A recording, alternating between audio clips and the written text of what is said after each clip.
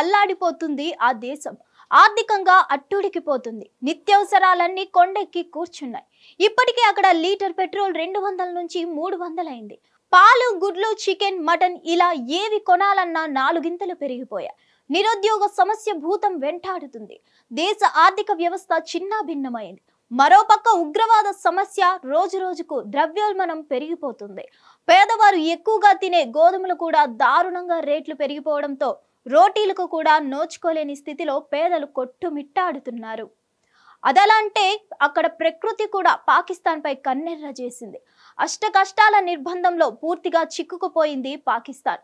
ఇదే సమయంలో పాకిస్తాన్ పార్లమెంటుకు కొత్తగా ఓ సమస్య వచ్చి పడింది. పార్లమెంట్ పరిధిలో విలువైన ఫైళ్లు, డాక్యుమెంట్లను ఎలుకలు, పందికొక్కులు కొరికేస్తున్నాయి.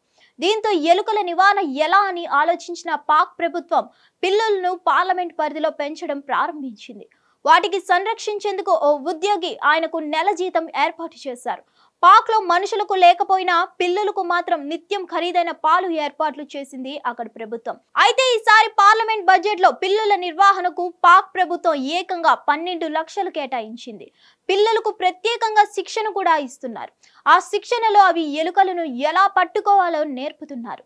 ఇదెక్కడి విడ్డూరం అంటూ జనం పాక్ ప్రభుత్వంపై మండిపడుతున్నారు. ఇప్పుడు ఈ విషయం పాక్ లో హాట్ టాపిక్ గా మారింది. ఎలుకల నివారణకు వేరే ప్రత్యామ్నాయ ఏర్పాట్లు చేసుకోవాలని ప్రజా సంఘాలు ఆగ్రహం వ్యక్తం చేస్తున్నాయి.